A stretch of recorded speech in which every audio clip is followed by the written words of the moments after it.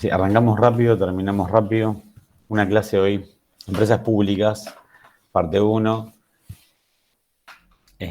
Hoy vamos a ver al dedillo, un texto que confieso, odio, lo vamos a puntear, lo odio con toda mi alma, con todo mi ser. Voy a hacer lo posible para que ustedes puedan tener otro material para el... Pero bueno, eso no se los puedo garantizar, porque nosotros también nos debatimos en algunos textos. No es tanto el debate, no se imaginen la Cámara de Diputados sesionando, simplemente que vamos con esto, vamos con el otro. En algún momento estuvo, después salió. A mí no me gusta, creo que no les va a dejar absolutamente nada que no hayan visto en historia económica, pero la cátedra es la cátedra, el titular es el titular y yo no soy el titular, a pesar de ser muy escuchado. Esto no es una crítica a Alejandro, es una forma de ver qué es lo que a lo mejor les conviene desde la administración del sector público, ustedes que van a ser o licenciadas o licenciados o contadores. Así que bueno, vamos a tocar. Tenemos 2 clases de empresas públicas, esta, la otra, y después tenemos un tema más, que es en la última clase que iban a tener con Alejandro, lo van a tener conmigo, y el examen. Les digo cuál es mi intención ahora. Hoy vamos a ver algunas definiciones de empresas públicas, vamos a puntear este texto que va desde 1970 y algo hasta el 2000 y algo, o sea que vamos a revisar qué es lo que pasaba con el Estado y con las empresas públicas. Es denso, denso. Y creo que es inútil en términos de administración de empresas públicas, no en términos de conocimiento general. Lo vamos a ver igual, vamos a ver qué sucede. Algo de este texto va a ir al 3 de diciembre. Yo creo que para ustedes no va a ser determinante, pero bueno, es una creencia. Algunos van a estar de acuerdo cuando lo lean, otros cuando se los pasen, mira, el texto habla de esto, estarán de acuerdo, otros no. Otras dirán, qué maravilloso este texto, otras dirán, me parece que más o menos tenía razón este señor Lancilota, que es denso, pero bueno, ahí vamos. Vamos a empezar con 2 o 3 cositas sueltas de empresas públicas. Y después nos metemos con el señor, hasta el nombre olvida mi cabeza, José Luis Joffre. El título es De estatales a privadas. ¿Por qué? Porque muestra la transformación del sector público, del Estado, cómo acompañó este proceso privatizador, y no lo relaciona solamente con la década de los 90, sino que dice que todo el Estado acompaña deliberadamente a este proceso desde la década del 70. Hay un montón de cosas que van de la mano y que no tienen que ver con la administración pública ni con la administración del sector público o de empresas públicas o estatales, que no están en este texto. Es un texto, desde mi punto de vista, excesivamente ideológico, que en el momento de la administración sirve, porque a mí me gustan las cosas ideológicas, no sé si sirve en el momento de administrar, de la herramienta. Pero bueno, acá estamos con el señor Joffre. Así al pasar, les digo que las empresas públicas tienen orígenes bastante lejanos y que tienen que ver con algunos manufacturas reales, astilleros, arsenales de los monarcas del antiguo régimen europeo, siglo XII, XIII, XIV. Y se trataban de organizaciones o empresas de orden público que obviamente se dedicaban en ese momento a producir objetos para la realeza. La empresa pública moderna de la que vamos a hablar ahora y dentro del la próxima clase, y la otra, por supuesto que es diferente, es empresa pública moderna, vinculada obviamente al capitalismo, como hemos visto en burocracia, en tecnocracia, en patologías burocráticas, en el Estado. Por supuesto, esta empresa pública moderna nace en el siglo XIX, a la veda del capitalismo, el desarrollo de la primera y segunda revolución industrial, como el managerialismo que vimos, la tecnocracia, la burocracia, todas crecen de la mano del capitalismo y de las revoluciones industriales, tanto primera y segunda.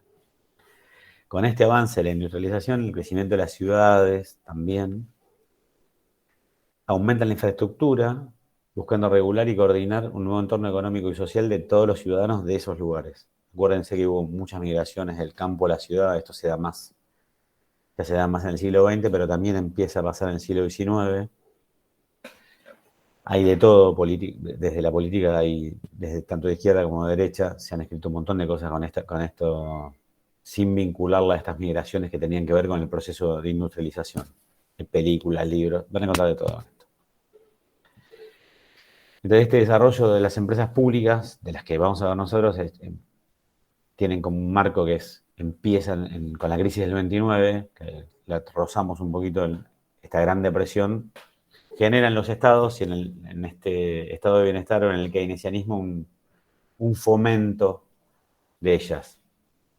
Hay una gran caída del empleo en el mundo, hay una gran baja de la producción. Esto redunda en falta de posibilidades de que el mercado sostuviera el crecimiento, esta estabilidad y el bienestar de la población, por un montón de factores. El Estado, saben ustedes, toma un rol protagónico en la vida económica de los países, de la mano de mucha ideología que van a ver en Europa de la post-Primera Guerra y post-crisis de los 30. En Estados Unidos también. Es un movimiento que entra y que sale la participación del Estado en la vida económica y de las empresas. En otros países se consolida, Unión Soviética, China, de modo que van a ver que las empresas pueden funcionar con distintos modelos. Después vamos a hablar de... Bueno, les tiro 4 y ya nos metemos en el texto. Gazprom es la empresa más grande de exploración y explotación de gas. ¿De dónde? De Rusia. Características del Estado ruso parecidos al nuestro o al de Europa continental, ninguna. Acuérdense que también las élites, ¿se acuerdan cuando vimos patologías de la burocracia? Las élites de la vieja Unión Soviética se quedaron y se apropiaron con las empresas del Estado soviético. Bueno, casualmente Gazprom es la empresa más grande de explotación y exploración de gas de Rusia. Ya no en la Unión Soviética, obviamente. China Mobile es una empresa poderosa telefónica con 600 millones de clientes, en un país con 1.500 millones de personas, aproximadamente, no tengo el número finito, y con esta nueva tecnología, China Mobile es una empresa del Estado chino con esa cantidad de clientes. Nosotros imagínense que estamos lejos de eso, pero también es una empresa que existe, pasa y tiene esa cantidad de clientes, casi como la población europea. Bueno, Emirates y Saudi Basic Industries Corporation, que es una empresa química más rentable del mundo, en el estado saudí. Es decir, y Emirates es una aerolínea con la mayor, tengo el texto, es la aerolínea con mayor índice de expansión a un ritmo del 20% anual.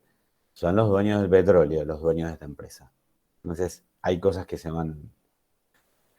van tocando y que hacen que algunas empresas públicas de este tamaño del que le estoy diciendo prácticamente sea imposible, que nosotros podamos imitarla o que podamos parecernos a ellos. Ya se los dije, por el tamaño de los clientes que tienen, 600 millones China Mobile, por el lugar de donde vienen, de un estado hipertotalitario como el soviético, de hecho era era una unión de repúblicas, no era Rusia que tiene 170 millones de habitantes, sino que era más grande que la Europa continental occidental, la Unión Soviética, es decir, y la burocracia se apropia de esto. O regímenes como los de Medio Oriente, que son bastante diferentes a los nuestros. Dicho esto, y toda la intro esta densa que les di, vamos a este texto que es más denso que yo incluso. Así que lo voy a puntear. Mi clase está basada en un punteo hoja por hoja de lo que ustedes tienen como texto. Vamos a ver qué podemos sacar de esto que les sirva. Arranca el texto diciendo que la relación del Estado con las empresas públicas ha sido oscilante a lo largo de la historia argentina. Esto es así. Van a ver que desde que nacen las empresas, una de las primeras fue YPF. Al día de hoy YPF es del Estado Nacional. Quizás tenga algún capital. No es importante para la clase de hoy. YPF es una clase mía también, es una clase nuestra de esta cátedra, que quizás entre en una de estas dos que quedan, vinculadas a este tema, que es las empresas públicas.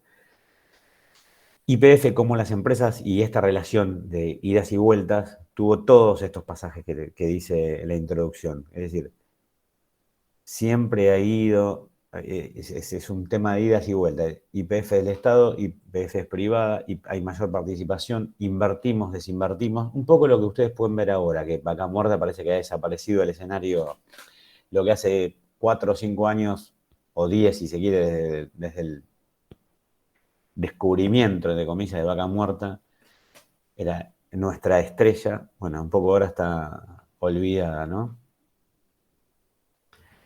Entonces, dice que el objetivo de este trabajo es demostrar esta relación en el periodo que va del 77 al 2001. Él hace foco en este periodo del trabajo. ¿Por qué? Porque estudia ese periodo, como hemos visto algunas cosas en pandemia y algunas cosas así. Bueno, ¿qué dice? ¿Cómo introduce Joffre esto? Él habla de que el régimen de industrialización sustitutiva de importaciones, que lo han visto en este y en otras materias, encontró límites históricos a mediados de la década del 70. Es decir, que ahí es donde su bisagra es hasta acá llegó el régimen sustitutivo de importaciones. Junto con él dice la forma integral en la que se concebía la relación del Estado con las empresas públicas que estaban bajo su tutela. Es verdad esto, algo empieza a cambiar en ese momento. No es que salen de la esfera del Estado, sino que hay cierto cuestionamiento, no solo en la Argentina. Esto habla de la Argentina. Joffre buenamente habla de la Argentina. Acuérdense cuando Alejandro les habló de lo que pasó con Margaret Thatcher en Inglaterra, de lo que pasó con Reagan, lo que pasó después de la crisis del petróleo. Yo creo que en el texto no se asocia lo que pasó en Argentina con lo que pasó en el mundo y el modo de ver y el modo de interrelacionarse económicamente del mundo. Pero bueno, dejamos eso y seguimos. Dice que el propósito de este trabajo es realizar entre el 76 y 2001 la relación público-privada en torno a la propiedad del capital de las empresas productivas y de servicio que históricamente estuvieron en manos del Estado argentino. Es decir, dice que a diferencia de otros autores, lo que él marca es que se refiere a este proceso como uno de desestatización de la economía argentina. Y ellos sostienen, y aquí se sostiene en el trabajo, la participación activa del Estado en la promoción y consolidación de la fracción financiera del capital. ¿Qué dice esto? Que el Estado no es ajeno a esto que pasó, de desestatizar y, si se quiere, desfinanciar a las empresas, sino que fue un actor protagonista de este proceso. No es que se quedó sin, y ahora vamos a citar a un par de autores, se quedaron sin nafta, no, el Estado decidió hacer esto adrede. Esta es la postura de Joffre, del autor. Es decir, cuando otros ven la transferencia de activos al sector privado un desentendimiento del Estado, él dice que lo hicieron adrede, es decir, nosotros lo vamos a transferir a propósito. Dice que todas estas funciones del Estado que fueron de gran utilidad para la transferencia de enormes porciones de renta nacional de los sectores de trabajo y de la producción a las fracciones más concentradas del capital. Dice que el Estado Nacional hizo a propósito, transfirió la propiedad de los sectores del trabajo, de los sectores productivos en manos del trabajo, a los del capital financiero, concretamente al capital financiero. El Estado así considerando no es el Estado como lo entiende Habermas, acá lo que les decía, que ha reducido su capacidad de controlar la economía, la asistencia social, etc. Y por lo tanto estaría en crisis. No fue un Estado en crisis. Yo creo que sí, que hay mucho de eso en el Estado argentino desde los 60, y desde los 70 concretamente, para acá. O como lo concibe Crouch, que en el 2004 dice que interpreta la flexibilización de las regulaciones para la penetración del capital financiero como un debilitamiento del Estado Nacional. También coincidió con Crouch en esto que los estados sean flexibilizados, no en la Argentina, sino en todo el mundo, flexibilizando las regulaciones para la penetración del capital, porque un poco también ha habido fenómenos que no están en este texto, como la globalización, como la caída del muro de Berlín, globalización de la producción también, ¿no? Como un fenómeno cultural de caída de países y de banderas y advenimiento de nuevas democracias. Es decir, el mundo empezó a producir diferente en los 80 y se consolidó en los 90.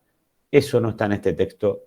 Entonces, Joffre, el autor, desestima eso a mi juicio, dice que el Estado no es lo que dice, que no nos pasó lo que dice, que se debilitó, como dice Ábaro, o que flexibilizó a propósito. Yo creo que esas dos cosas pasaron en la Argentina. El Estado era un Estado muy débil. ¿Por qué les voy a decir esto? Y cierro esta parte de la introducción. Porque la Argentina, o el Estado Nacional, en este régimen sustitutivo de importaciones, en donde se fomenta, donde el Estado es protagonista, es un Estado keynesiano, de economía protagonista, desarrollista, van a ver que hay modelos que ojalá los podamos tocar, eh, sufre a partir de los 60, a partir justamente de ese ícono de lo que fue el gobierno de Frondizi, que era el punto máximo de independencia o de protagonismo del desarrollismo como corriente económica y social y política, empieza a sufrir un golpe de Estado tras otro. Sufre también esto que nos pasó durante muchísimos años, que ningún, o sea, un golpe, bueno, un golpe cada cuántos años, cada dos. Y dentro de lo que era un gobierno militar, bueno, otro golpe entre militares. Y dentro de esos gobiernos militares o de esos gobiernos democráticos también cambios rotundos en la forma de ver y en forma de hacer la política en Argentina. De modo que, consciente o inconscientemente, o adrede o no, el Estado se debilita. ¿Por qué? Y porque dar esos, ustedes lo pueden ver en procesos cercanos, no importa de qué índole.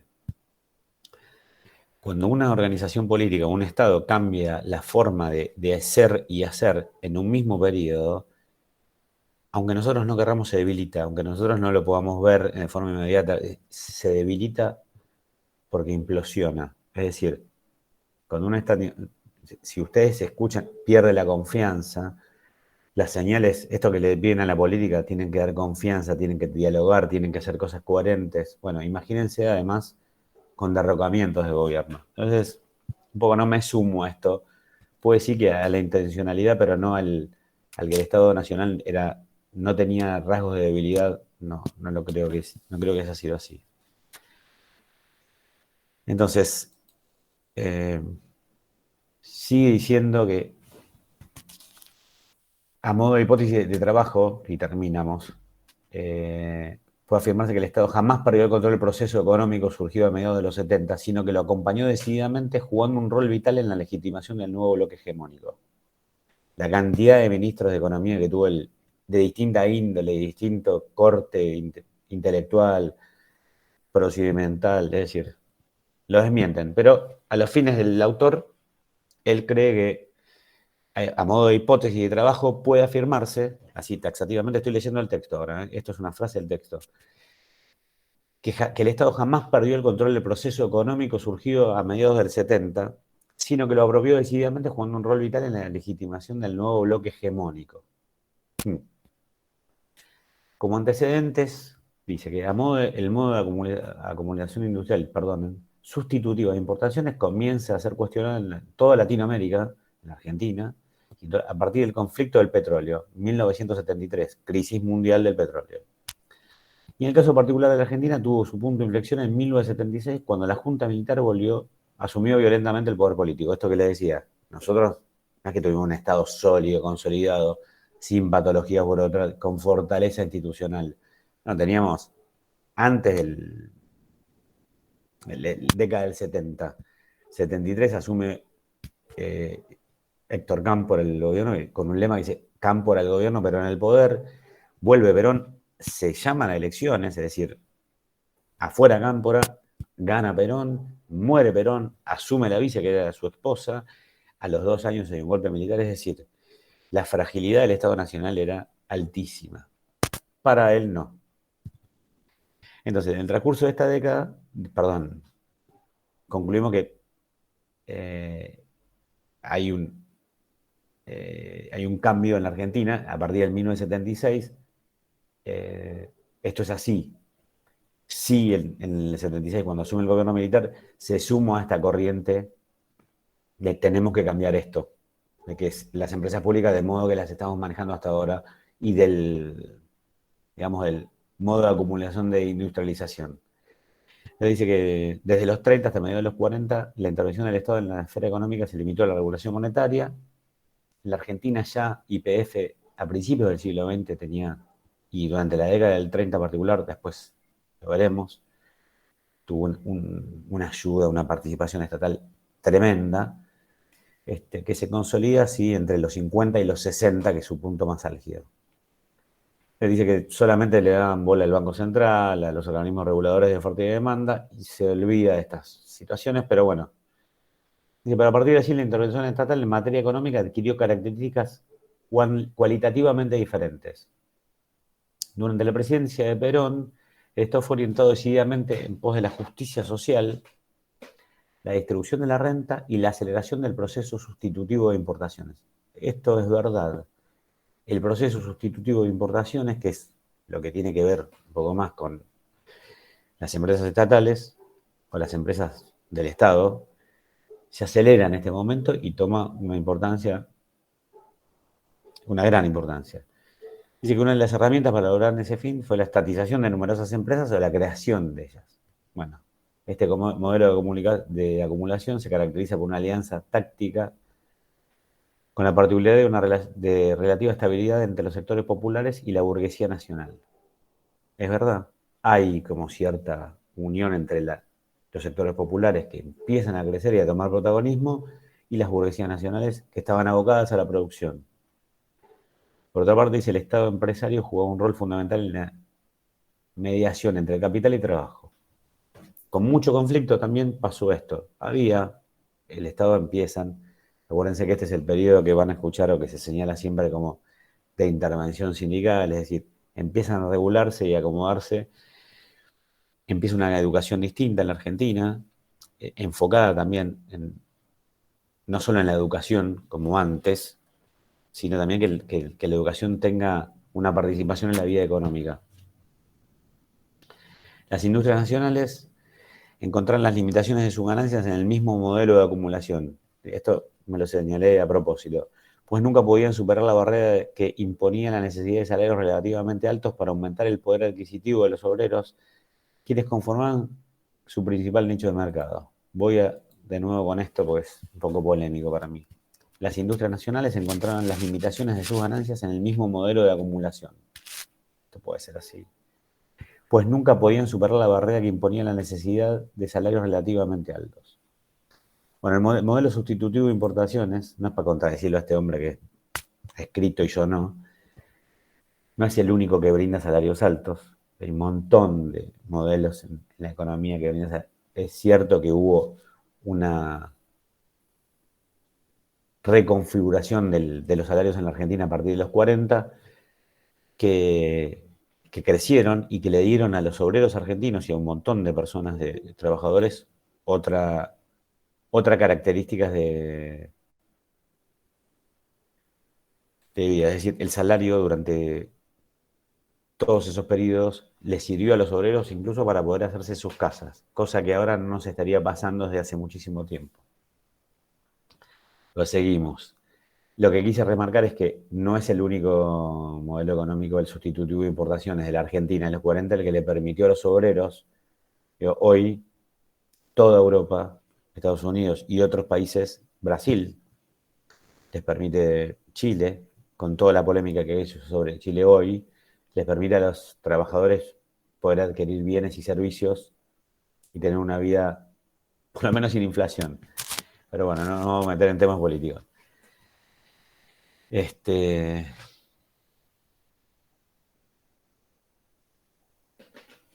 Entonces dice que el modelo de la pugna más tensa es la sostenida. La tensión más tensa era esta alianza policlasista y los productores agrícolas que aparecen circunstancialmente aliados con el capital extranjero más concentrado. Aparece el capital extranjero, de nuevo, siempre en la Argentina. Téngame paciencia con este texto, pues absolutamente político, o ideológico, perdonen.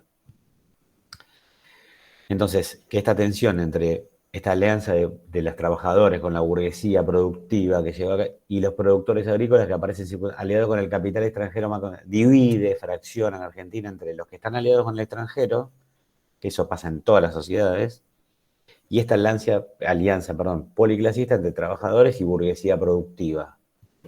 Es verdad. El conflicto entre el sector agropecuario con la alianza policlasista radicaba en la necesidad de esta última de disminuir la renta agropecuaria para mejorar los ingresos de la burguesía nacional y también de las clases populares urbanas. Bueno, estas son las características principales de la estructura social bajo el régimen sustituido de importaciones que llega a su fin en la década del 70 como consecuencia de la doble determinación estructural. Vamos a ver por qué termina. Por un lado, la burguesía nacional fue ejerciendo progresivamente una fuerte influencia en la economía nacional a través del Estado. Monopolización de la economía argentina, dice el texto. Ahora vamos a ver por qué. Junto con este proceso, aquella burguesía también fue transformándose en monopólica y, por lo tanto, los límites del mercado interno le quedaban chicos. Necesitaba expandirse al mercado externo, exportando capital y repatriando ganancias. Dice que hacer esto en condiciones de dependencia era inviable y que estas circunstancias sugerían en condiciones de la ruptura con la alianza policlasista, se rompe esta alianza policlasista, porque el capital nacional más concentrado comenzó a comportarse de igual forma que lo había hecho el capital extranjero en el periodo anterior, es decir, ajustando salarios, dado que sus mercados se encontraban en el exterior. En todo este proceso de tiempo, es decir, post-crisis del 73, en todo el mundo, si usted lo pueden ver en películas, lo pueden leer en libros, pueden leer en economía o en historia económica. La demanda era, los estados no tenían cómo pagar, los estados que tenían pocas empresas incluso, que no tenían este protagonismo que el que tenía el Estado argentino con empresas públicas, la queja, miren el documental de Trump en Netflix, la historia de Thatcher, las películas de Thatcher, libros de historia económica, se los aconsejo, este periodo es, no tenemos plata. La carga pública la queja argentina era una décima parte de la queja mundial, es decir, había cambiado el modo de ver esto. Pues por supuesto cambió para nosotros también, no fue un fenómeno nuestro. Llega más tarde a Latinoamérica y a la Argentina, por supuesto. Empieza en Inglaterra, con protestas sociales, con cierre de mineras, con un montón de protestas que ustedes pueden ver hasta en el cine, con mucha desocupación y con un pedido de reforma. La vieron con Alejandro, la vieron conmigo. ¿Una reforma de qué tipo? Y en los países liberales, Inglaterra y Estados Unidos, era managerialista. En otros países, bueno, reformemos el Estado con un nuevo management público, pero un poco más ligado a la burocracia profesional. No con tanta tecnocracia o no con tanto managerialismo. Seguimos con Joffre. Otro factor estructural que ayudó al agotamiento del modelo sustitutivo de importaciones fue la crisis del petróleo, obviamente. El petróleo es la energía que le daba a comer al mundo en ese momento, que produjo la abundancia de divisas baratas en otros países, petrodólares, entonces sobraba el dinero, y brindó a sectores monopólicos de la Argentina una inmejorable oportunidad para obtener la renta a través de valorización financiera gracias a esta simetría. Bueno, esto pasó en todo el mundo. Entre las tasas de interés del mercado financiero externo y la local. Había mucha asimetría entre tasas de interés local e internacional. La rentabilidad entonces de este modelo estaba asegurada por la generalización de necesidad de asistencia económica que hay en los periodos. ¿Les suena el tema? Así fue afianzándose la fracción financiera del capital, relegando en segundo plano a los capitales que obtenían su renta por la actividad industrial o productiva. ¿Les suena el tema? Es decir, estos son fenómenos viejos, reeditados, los nuestros son fenómenos viejos reeditados, los del 70 son fenómenos, 70, 80, 90 son fenómenos viejos reeditados. Empieza la dictadura, dice que a partir del golpe del 76 comenzaron a redefinirse agentes económicos que todo. Entonces, ¿qué pasa? Para entonces comenzaba a ser más rentable la valorización financiera, esto es verdad, lograda tras el endeudamiento externo, el dinero externo era muy barato, y la inserción de estos dólares baratos, de nuevo, en el circuito financiero local, en detrimento de emprendimientos productivos que extraen plusvalía directa del trabajador. El Estado Nacional estaba cayendo, la calidad del Estado Nacional estaba cayendo, como decíamos, los estados estaban en crisis, las empresas por lo tanto estaban en crisis, entonces aparece dinero barato. del mundo. Los estados empiezan, no el argentino, toda Latinoamérica, de ahí las deudas externas de los 80. Empezaron a tomar dinero barato casi todos, nosotros también, y mucho. En detrimento del sistema productivo, sí, muchas veces sí, se cerraban muchísimas fábricas o se hacían negocios financieros. En este contexto, dice, impulsado por los sectores económicos que se adaptaron más rápidamente a estos patrones de acumulación, comenzaron a manifestarse los argumentos a favor de la desestatización de la economía. Esto tiene que ver también con nuestra propia fragilidad. Él le adjudica como único factor al dinero barato internacional, yo le agrego, no está en el texto, así que la bola que le pueden dar a lo que yo le digo es relativa, que el Estado Nacional ya estaba herido de muerte, si se quiere. ¿Y por qué les voy a decir esto?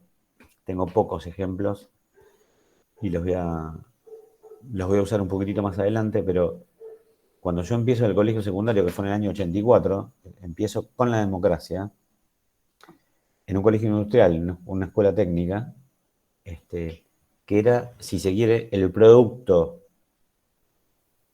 educativo del modelo sustitutivo de importaciones. No había nada, no había un símbolo más fuerte para el modelo sustitutivo de importaciones que la escuela técnica. Ahí íbamos todos los que queríamos participar de este modelo, si se quiere. Bueno, ¿qué encontré yo en 1984? Es decir, unos minutos después de esta crisis, encontré una veintena de años de abandono. No 5 o 6 años de dictadura militar de abandono. Encontré mucho más que eso.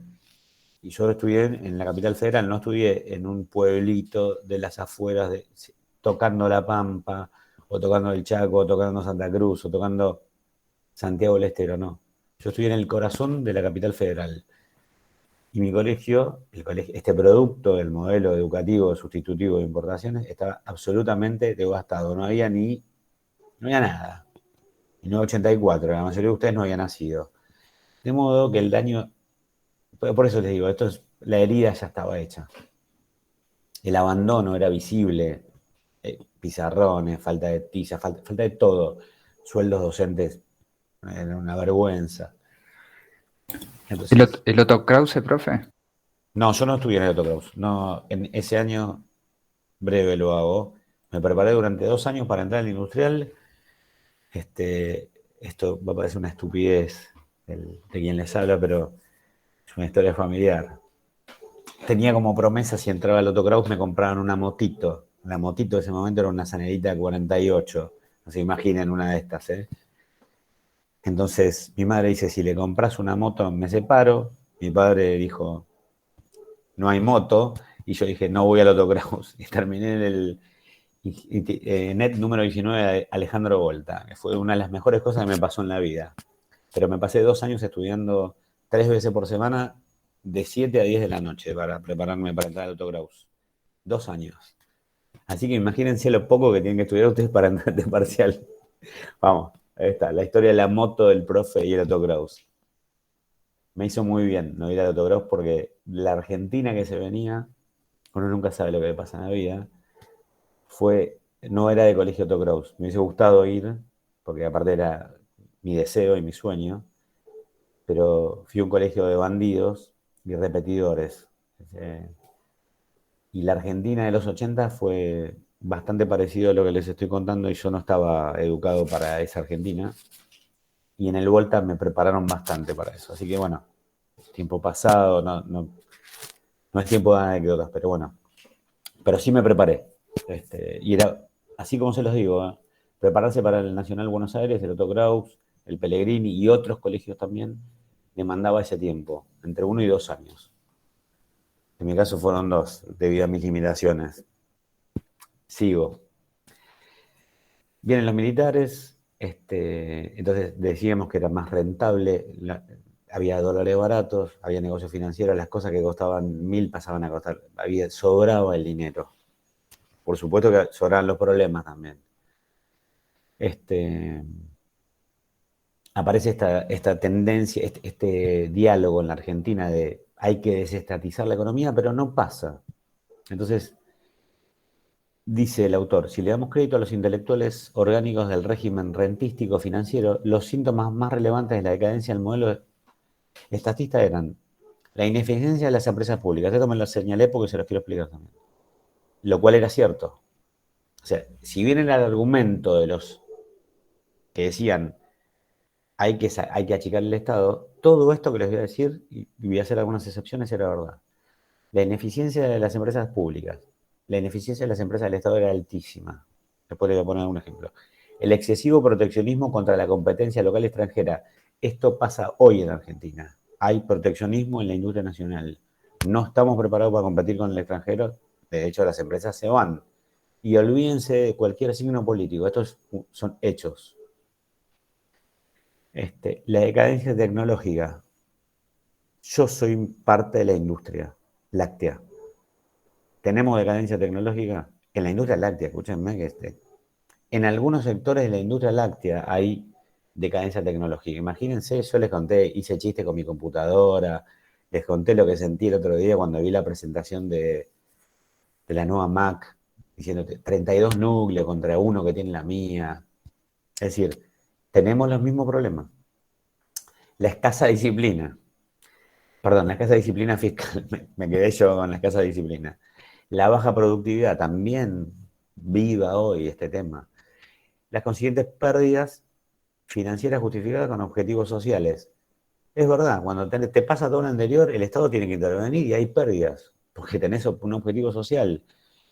Piensen ustedes que hoy, según los datos que da el INDEC, no los que tengo yo, o el otro organismo confiable de la Argentina, creo yo, que es el Observatorio Social de la UCA participa activamente de este gobierno, este, 1 de cada 2 argentinos es pobre. Entonces, ¿y si el Estado no interviene?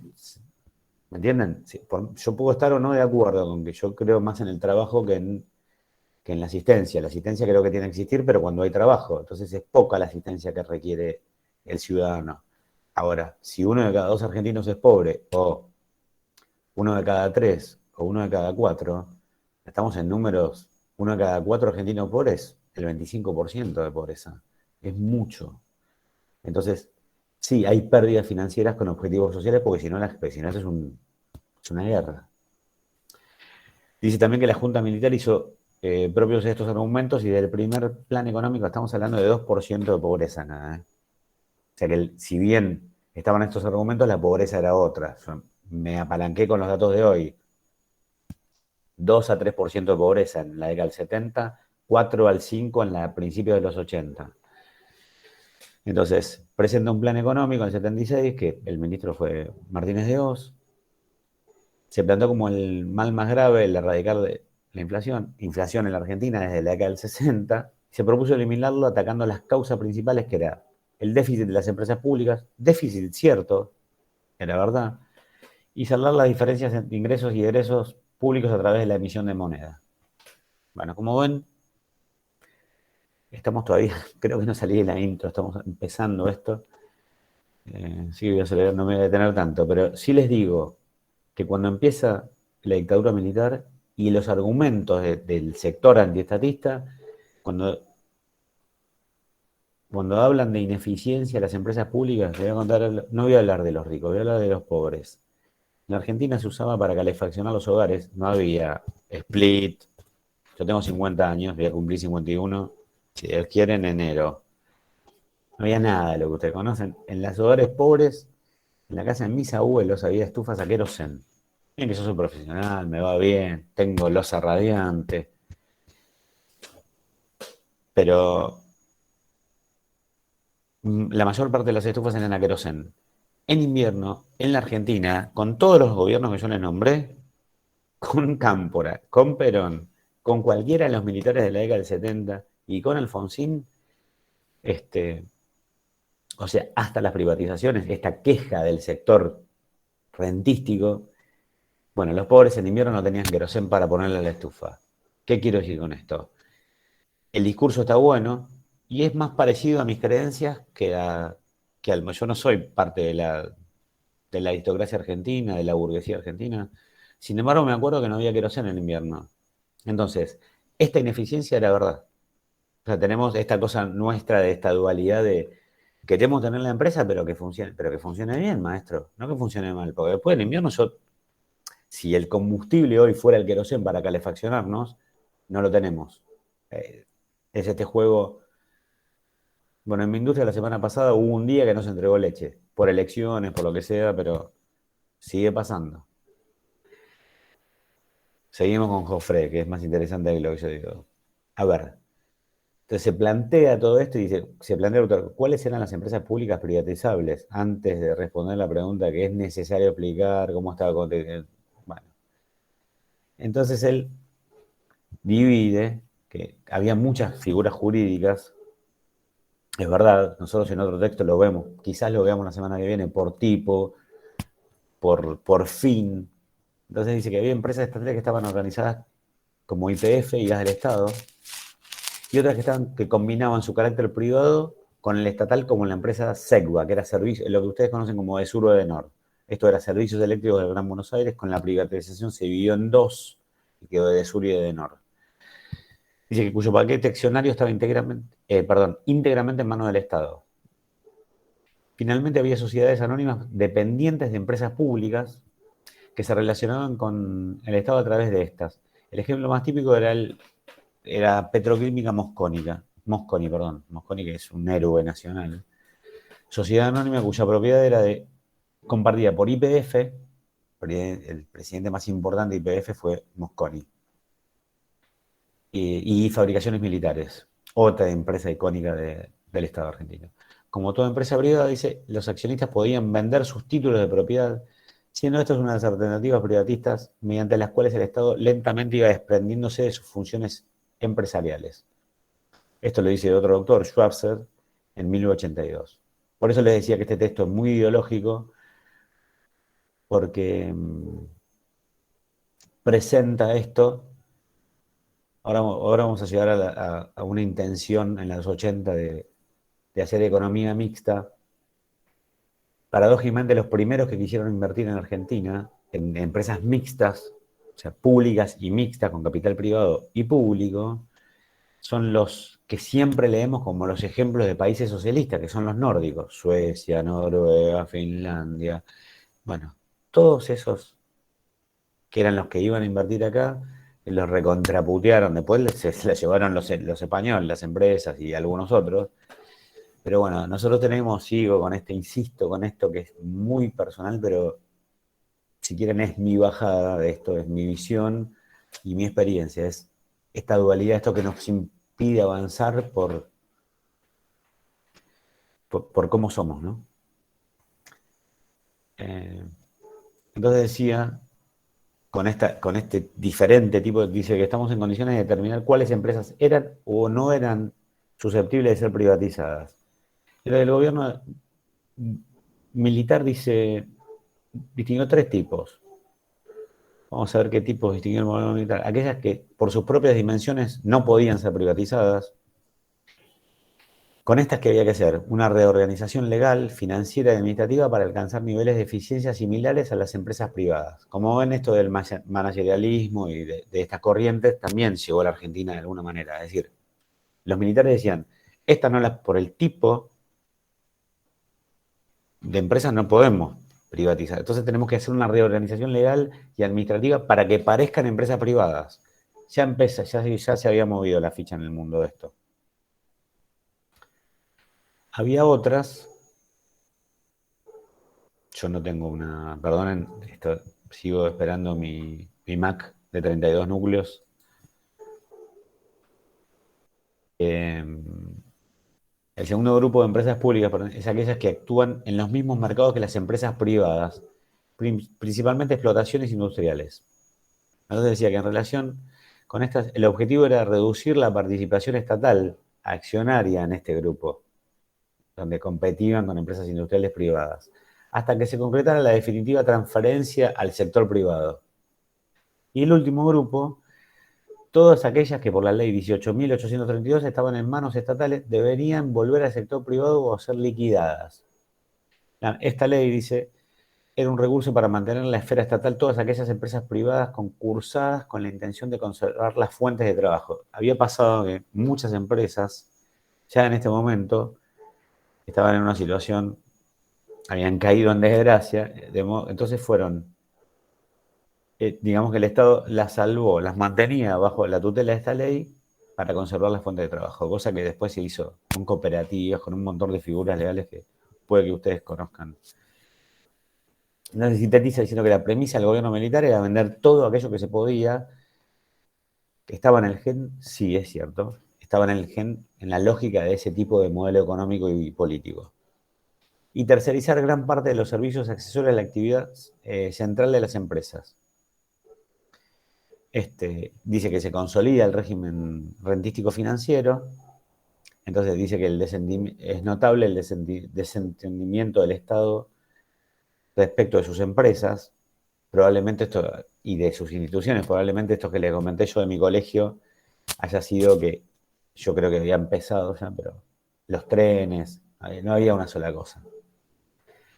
En 1976 dice, 16 empresas recibían aporte del Estado, en el 77 eran 10 y en el 78 se había reducido tan solo 2, correos y telecomunicaciones y ferrocarriles, declaradas por el Estado como deficitarias estructurales. Como ven, a fines de los 70 había unos problemas en esto de las empresas que habían sido algunas banderas, porque había cosas políticas y cosas del modelo económico, que habían sido bandera del modelo sustitutivo de importaciones. No todas habían funcionado bien, pero bueno. Destaca que el proceso de abandono progresivo de las empresas públicas por parte del Estado coincide casi en paralelo con el paulatino afianzamiento del proceso de valorización financiera que caracterizó a toda esta etapa.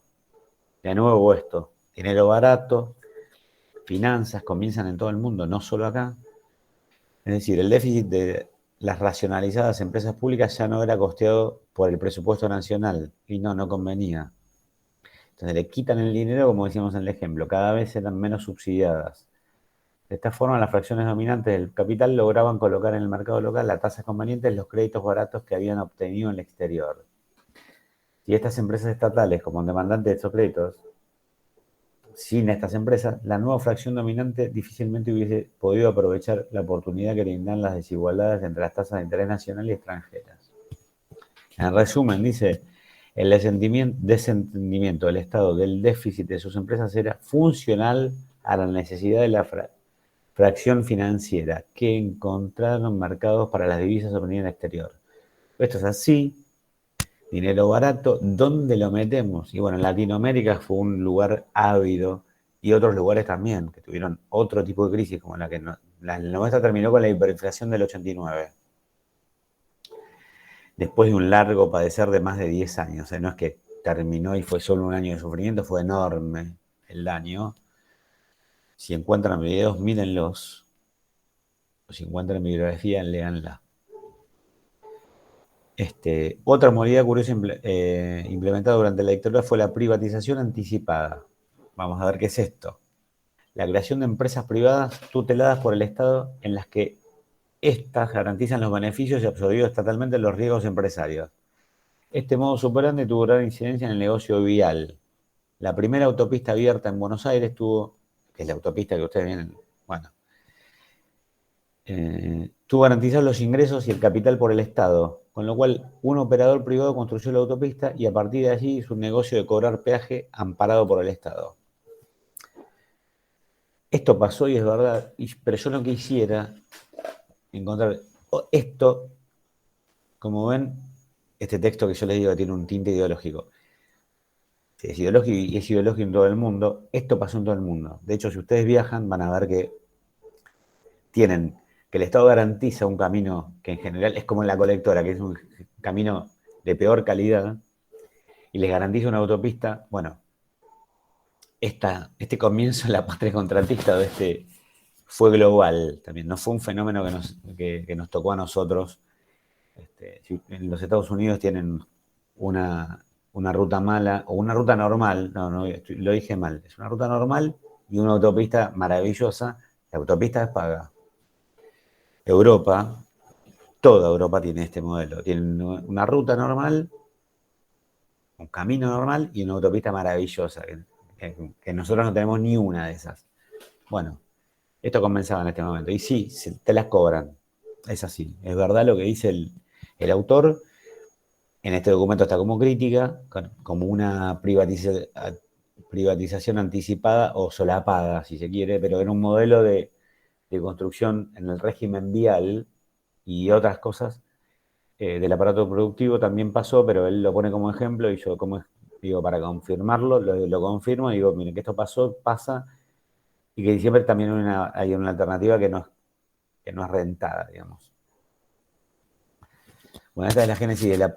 Acá vuelvo con este es el momento donde nace lo que ustedes van a leer en algún libro de economía o de historia económica como La patria contratista, que incurría en esta rara contradicción. Dice que, por un lado, su discurso ideológico coincidía con la necesidad de privatizar. ¿Qué cosa? Las empresas estatales para disminuir el déficit fiscal. Pero por otro, existían estos grupos empresarios que se enriquecían rápidamente, no con el desmantelamiento estatal, sino con el manejo de las actividades más dinámicas y rentables de la actividad pública, dejando por cuenta del Estado los restantes. Este grupo no hubiese podido crecer del modo que lo hicieron. Todos los apellidos que ustedes se pueden imaginar, todas las empresas que se pueden imaginar, están vinculados a la patria contratista. Es un modelo que sigue vigente en la Argentina y en el mundo, porque todos los gobiernos a partir de este momento hicieron esto que nació en este momento. Es decir, en otros países de otra forma, en Estados Unidos a través de las mafias, en Europa a través de contratos y de burocracias mucho más serias aceitadas que la nuestra, con gobiernos democráticos.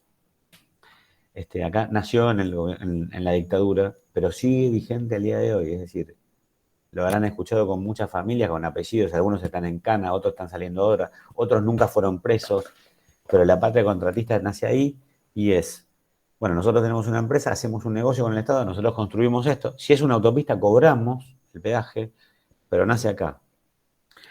El autor lo señala de otra forma, le da una valoración ideológica. Yo no coincido en todo, sí en el momento fundacional, es pero lo cierto es que es algo que siguió y que también la debilidad institucional de los estados había generado esto de, bueno, ya el Estado no lo hacía. Entonces hay un mix, como les dije, de las dos cosas.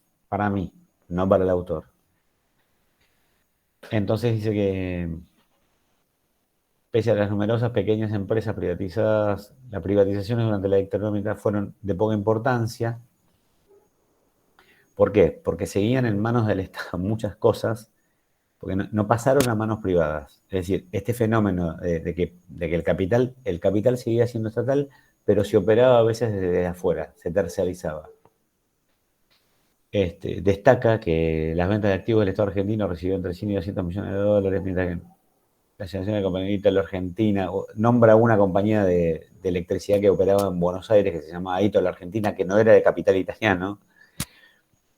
Entonces, esto indicaba que los activos estatales crecieron durante la dictadura militar, independientemente de que muchas empresas transferidas del sector privado fueran literalmente regaladas por el Estado. Entonces, miren, dice que los activos estatales crecieron, no solo no se los sacaron de encima, como en un proceso privatizador, sino que hubo más, por esto que denunciaba, ¿no? Bueno, en 1982 el gobierno militar se encontraba en jaque, con avanzado descrédito. Hubo una intentona privatista que fracasó, después de la guerra de Malvinas ni se imaginan lo que era esto. Todo apuntaba a ver cómo se hacía la transición de un gobierno. Los partidos políticos tenían una vida muy ya florida, ya se había puesto fecha para una elección, ya estaba firme el retorno de la democracia, es decir, ya estaba de salida. Entonces, había algunos grupos que todavía estaban, entonces, presionan al gobierno para que avanzaran sobre una privatización a ultranza, es decir, sobre el grupo de los 14. Así que fue un ministro de Economía, de Obras y Servicios Públicos, Alemán y Sergio Manín, respectivamente, elaboraron un proyecto que lo vemos. que proponían pasar a manos privadas compañías de gas, petróleo, comunicaciones, caja de ahorro y seguros.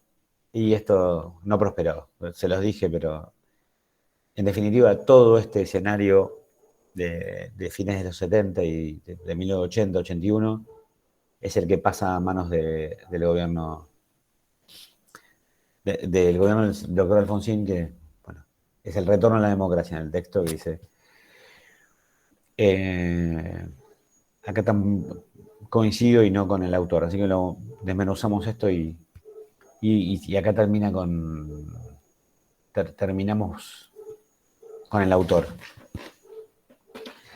Dice que el cambio en la naturaleza del poder político no modificó en nada los lineamientos generales del proyecto económico que se había iniciado durante la dictadura militar.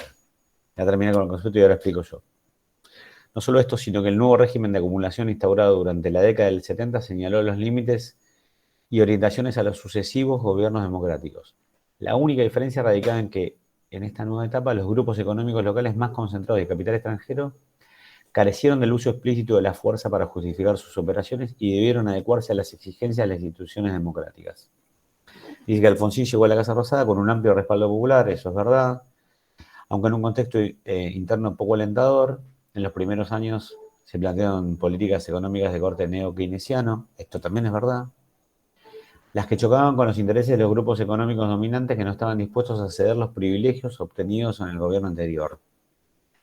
Acá viene mi primera intervención. Digo, el gobierno de corte neo-keynesiano, con amplio apoyo popular, no tenía solamente como contrapartida a los sectores que habían obtenido privilegios de corte rentístico, sino que había una oposición, y no la voy a criticar a la oposición, sino que la transición democrática fue tan dura en donde había oposición desde los sectores militares que habían abandonado el gobierno por otros, no por una avidez gubernamental, porque ya estaban bastante quemados, sino también por la oposición, es decir, en la Argentina de los 80 hubo parecida a la de ahora, había una rispidez política tan grande que era tan difícil llegar a consensos políticos y económicos que les diría que eh, igualaba las partes entre los grupos económicos denunciados por los políticos y los grupos políticos denunciados por los económicos. El autor no nombra a los grupos políticos, a los de interés,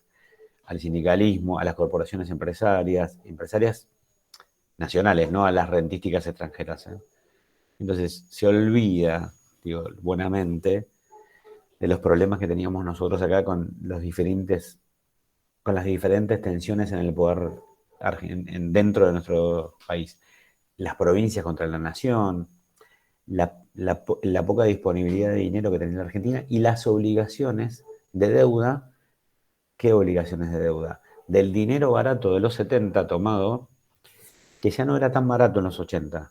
Y aparte que, como todo, cuando nosotros pedimos un crédito, cuando nos dan la plata nadie nos pide nada, estamos todos contentos. El que lo otorga y el que lo recibe. Bueno, ya no estaba el que lo había pedido, esto le pasa a la Argentina hace 60 años, sino que ahora estaba el que no lo había pedido, que tenía, que el dinero ya no era barato, ya no podía pedir más, porque no había más dinero barato en el mundo, y además tenía que pagar este dinero. Bueno, si conocen la historia, entonces esto es lo que tenía que pagar yo. No era solamente el grupo de poder rentístico que había obtenido esos beneficios en la calle, sino que ya no había dinero barato y la Argentina tenía una tensión política y social muy grande. Todos los sectores, desde marzo de 1984, cuando empieza el calendario escolar y la actividad formal, es decir, pasan las vacaciones, asume Alfonsín en diciembre del 83, ¿cuándo empieza la actividad? Febrero, marzo del 84. Ya en marzo del 84, la actividad sindical argentina era enorme. ¿Por qué? Porque venían con cosas quizás exigibles desde los 70, pero en marzo de 1984 los sindicatos estaban en la calle, es decir, no eran grupos de poder rentístico los que pedían cosas al gobierno, sino que eran todos los grupos de la Argentina que lo estaban pidiendo. Todos. Esto lo viví, no solo lo leí. Entonces, en enero dice que él había dicho que no había un cambio del patrón, En enero del 84 se crea la Comisión 414, encargada de definir qué era conveniente privatizar y qué debía seguir en manos del Estado. Dice que esta comisión decidió pasar a manos privadas todas aquellas actividades que no presten servicios públicos esenciales, que no explotaran recursos naturales no renovables y que no atendieran necesidades consideradas de interés nacional. Cual me parece bastante razonable. En definitiva, el grupo de los 14 seguía en propiedad del Estado y solo se privatizarían aquellas empresas relativamente menores que no trajeran beneficios sociales o nacionales de importancia. Cuando veamos el IPF, si es que lo vemos, vamos a ver por qué este carácter, por qué. Che, el Estado tiene que vender, perdónenme, es poco feliz esto. ¿El Estado tiene que vender manzanitas o azúcar en las plazas? No. La naturaleza de las empresas públicas tiene que ser estratégica, tiene que haber un rol estratégico. O si una empresa privada no quiere hacer algo, che, miren, che, nadie va a hacer autos eléctricos, bueno, lo hacemos nosotros, el Estado Nacional, organicémonos para hacer empresas, porque el futuro del auto o de los vehículos es el auto eléctrico. Ahora, en general eso no pasa. Che, esto es un tema estratégico, nosotros vamos a apalancar, tenemos un modelo productivo que es sustitutivo de importaciones, queremos producir nosotros acá tecnología. Bueno, organicemos una empresa para producir tecnología. No ensamblemos en Tierra del Fuego, cosa que hicieron otros, y preparemos a los estudiantes en escuelas técnicas para que puedan hacer y desarrollar esas tecnologías. ¿Se entiende lo que les digo? La necesidad de un modelo sociopolítico y cultural tiene que ver con lo estratégico, no con cosas que no sirven. Esto lo agrego yo, el autor dice otra cosa. Dice que las posiciones del radicalismo en relación al Estado empresario evolucionaban paralelamente a la necesidad de reducción del gasto fiscal. Todos los gobiernos hacían eso. Hoy, cuando ustedes ponen un programa o leen una nota, van a ver, hay que tener cuidado con el gasto fiscal, porque esto también es algo que cambió en los 70 en el mundo. Es decir, cuidemos los recursos del Estado, porque no son ilimitados. Y dice también que se veía con buenos ojos el desprendimiento gradual de los servicios públicos y de todas aquellas empresas que en un primer momento fueron consideradas estratégicas para el desarrollo del país. Esto no fue tan así, esto fue al Congreso, ahora lo vamos a ver. En el Congreso los que votaron no, después fueron los que dieron el sí, ya lo van a ver. Hay infinidad de videos de esto, no tienen que leer ni un solo libro para saberlo. O se los puede contar a alguien. De Las patas de la mentira hay un video que es extraordinario.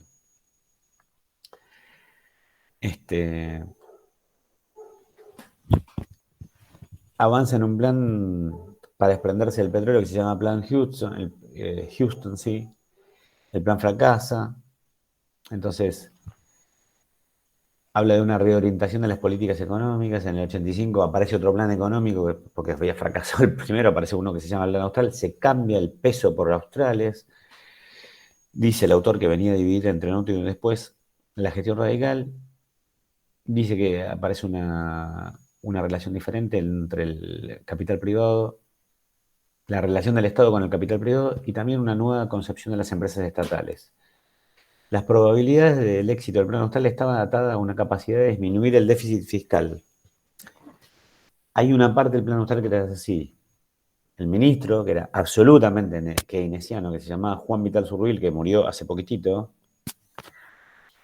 era un ministro radical, que dicen y chicanean los economistas que cada vez que el presidente le pedía que tenía que subsidiar o emitir moneda, le decían, pero entonces tenemos que subir esto. Porque tenía claro, miren que a mí a mi familia me fue muy mal con esta gente, así, con ese gobierno y con ese ministro.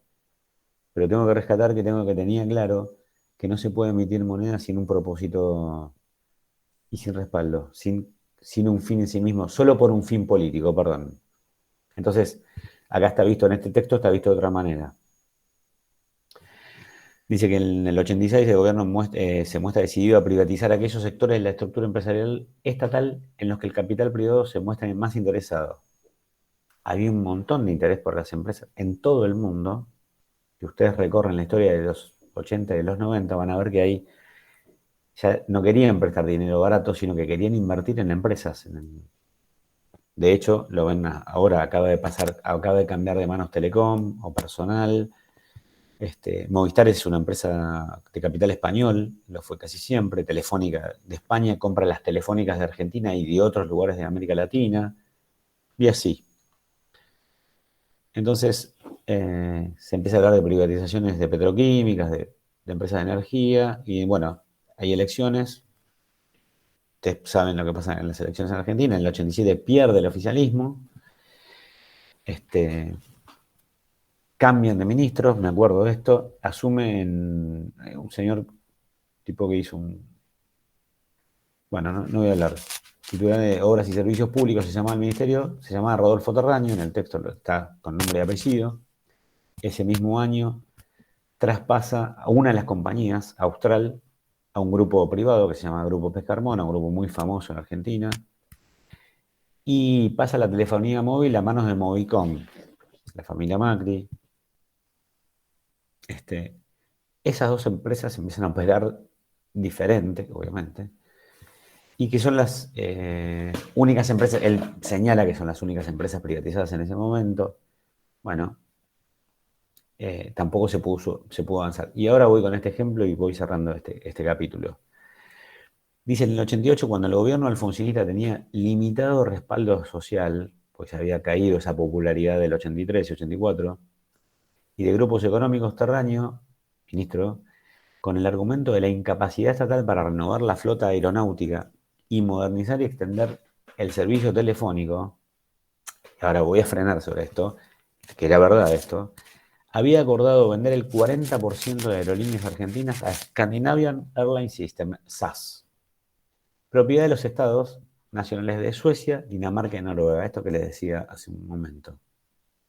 Ese mismo año se comprometió con la Telefónica de España a ceder el 40% de Entel. Acuérdense, aeronáutica, 40% a la cuna de los países socialistas del mundo, estos que son impenetrablemente socialistas. Se compromete a vender, entre comillas, ¿no? Porque tiene que ser aprobado por el Congreso, el 40%, no la totalidad de la empresa, a Telefónica de España. En ambos casos dice, el Estado argentino seguiría siendo el mayor accionista con el 51% de esas acciones y el 9% quedaría en manos de los trabajadores. Es decir, la recontraputearon, ¿eh? De las cosas que se dijeron en el Congreso, no las voy a comentar, tienen que verlo. Yo soy un creyente de la economía mixta, que es una economía viable la economía mixta. No es que creo en la economía, no. Cualquier tipo de economía organizada sirve si cumple los objetivos para los cuales fue diseñada. Pero la economía mixta me atrapa, tengo una idea desarrollista de la economía. A las cosas que se dijeron en este país por esto, por ceder, recuerden, el 40%, porque el 9% quedaba en manos de los trabajadores, o sea, los trabajadores de la empresa iban a ser dueños de ese 9%, y el resto el 51% quedaría en manos del Estado Nacional. Bueno, se dijo de todo, nada, vende patrias, que esto, que lo otro. Miren que yo no soy radical, tampoco soy peronista, pero soy una combinación rara y perversa de eso. Argentino, así que puedo ser cualquier cosa. Ninguno se concreta. Lo cierto es que las empresas, el Estado Nacional no tenía esto que decía Terraño, el argumento, digamos, terrañista, de que no teníamos plata para renovar las flotas de nada, era verdad. Y en la Argentina, hacía más de 20 años que no se otorgaba una línea telefónica. Imagínense ustedes si ustedes van a comprar un celular y tienen que esperarlo 2 o 3 años, o 5 o 10. Bueno, ese era el medio de comunicación de las personas en ese momento, era un teléfono que tenía cable, tenía discos, seguramente lo vieron en algo lo vieron. Entonces, el argumento era un argumento cierto, no era un argumento falso. Por supuesto que había intereses muy poderosos que terminaron en la década del 90 con la privatización de la totalidad de las empresas, con otra metodología, ¿no? Pero el autor dice que las razones ideológicas de más peso que esgrimían los legisladores peronistas se centraron en la oposición a la desnacionalización del patrimonio del país, la inconveniencia de otorgar monopolios a empresas extranjeras, así como el cuestionamiento de la mayor eficiencia de los capitales privados y en la administración de las empresas en servicio en cuestión. Es decir, hubo una tensión política. Finalmente los que hicieron las privatizaciones, como ustedes saben, o van a leer en este texto, si es que lo leen, fueron, el autor los denomina peronistas menemistas. Para el caso es lo mismo. Y termina con el desmantelamiento del Estado empresario, que dice que de igual forma que en el primer gobierno peronista, en la etapa del Estado, se empeñó un importante papel en la planificación y ampliación de una serie de medidas que implicaron enormes transformaciones de la estructura socioeconómica, transferencias de ingresos de extraordinarias magnitudes, aunque esta vez en sentido opuesto al de la década del 40. ¿Qué pasó ahora? No se crearon empresas, no se nacionalizaron empresas, no se invirtió en empresas públicas, sino que se privatizaron o se transfirieron a capitales privados. Muchas de esas funcionaron bien, van a haber una serie de cuestionamientos en el desarrollo del texto, muchos déficits regulatorios, esto también es verdad, de hecho muchos de los mecanismos los controles de las empresas, los organismos de controlor quedaron en manos de las mismas empresas a las que se les otorgaba o se les adjudicaba. Entonces, con un montón de irregularidades de por medio y lo que ustedes quieran pensar, finalmente se otorgan y se concreta lo inverso, no se nacionalizan, ni se estatizan, ni se crean empresas, sino que se privatizan o se terciarizan a capitales privados. Hubo dos etapas. En la primera, que incluye la transferencia de empresas públicas al sector privado realizadas antes de la sanción de la ley de convertibilidad, que fue en 1991, caracterizadas por la opacidad, es decir, esta cosa turbia, generalizada, expresada en la falta de marcos regulatorios, esto que les decía, el apremio en las transferencias, esto vamos a transferir, los extraordinarios márgenes de ganancias asegurados. Acuérdense que en la Argentina en el 88, 89 no había, ni siquiera teníamos moneda. O sea que esto es cierto también, pero en un marco con un caos que pudo pasar cualquier cosa y pasó finalmente. Las ganancias estaban aseguradas contractualmente y en un conjunto de maniobras de dudosa transparencia que se pusieron de manifiesto en innumerables denuncias por irregularidades. Hubo innumerables denuncias, esto es verdad, y no llegaron a absolutamente nada. Estos fueron los rasgos distintivos de las ventas de aerolíneas argentinas como Entel. Entre tantas. La segunda etapa incluye las privatizaciones ejecutadas con posterioridad a la ley de convertibilidad, donde dice que estas se hicieron dentro de un contexto de equilibrio fiscal y crecimiento económico, por lo que estaban dadas las condiciones para ejecutar las transferencias con mayor sensatez y transparencia. Bueno, a pesar de esto, los lineamientos generales de las etapas previas permanecían o sea, se aceleraron los procesos de concentración, debilidad regulatoria, se mantuvo esta cosa, socializaron los riesgos empresarios y privatizaciones con ganancias extraordinarias. Siempre se dijo durante los 90 que siempre pagábamos las tarifas más grandes del mundo. Yo no lo pude comprobar, pero lo cierto es que la sensación es de que eran tarifas caras, pero había una prestación de servicio que antes no existía. Una cosa muy rara pasó acá. Entonces dice que los artífices de las privatizaciones en Argentina enfrentaban el dilema de maximizar la protección de los consumidores o maximizar el precio de la venta y no pensaron tanto en los consumidores. Este es mi cierre. Entonces, hubo un aumento tarifario que decidió el Estado antes de liquidar sus empresas, que fue una de las tantas medidas contribuyentes a elevar los márgenes de eficiencia. Antes de transferir o de vender o de privatizar, elevaron las tarifas, generaron una empresa que, entre comillas, pero le garantizaron al que privatizaba ganancias extraordinarias en dólares. Después empezó a pensar en dólares. Lo que nos pasa siempre está en el texto, así cedía a las exigencias de grupos económicos, mejoraba la eficiencia de las empresas públicas, les garantizaba la ganancia. El resumen es eso. Así que, bueno, esta es la primera parte de empresas públicas. No, es un texto que yo no sé si le va a ayudar a ustedes a administrar cuando les toque participar, o a comprender la naturaleza de las empresas. Esto es un fenómeno que pasó en Argentina, tiene un tinte ideológico, como les dije, muy importante. A algunos les encantará, a otros no tanto. Pero tenemos una clase más. Si tienen alguna duda, como siempre les digo, acá estamos. Nos quedamos hasta las 12, 12:30 de la noche para evacuarlas, pero bueno, quedo a disposición de ustedes. Este es el primer texto. Vamos a ver, en algo de esto vamos a hacer hincapié y vamos a agregar otra parte que está a definirse. Ustedes ya tienen un texto ahí que es de Rabinovich. No sé si vamos a ir con ese texto. Yo voy a hacer lo posible para darles un texto que les clarifique más el porqué y el para qué de las empresas públicas. Si no, vamos con el de Rabinovich, que ya tienen subido en el programa. Puede que agregue un desarrollo rápido de IPF para que también tenga algún sentido esto que vemos en empresas públicas. Y si no entra, no entra. Seguiremos con el otro tema. Y bueno, si Dios quiere, aprobarán todos y todas. Así que bueno, acá estamos. Si alguien quiere hacerme alguna pregunta, nos quedamos. No los quiero retener más con historia. Han pasado 50 años de esto. Acá estamos.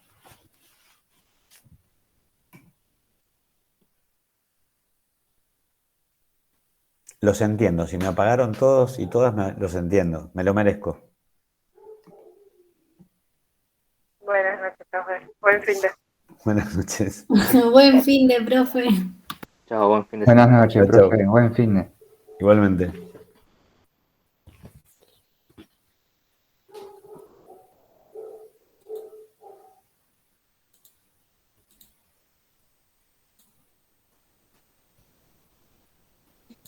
Profesor, buenas noches.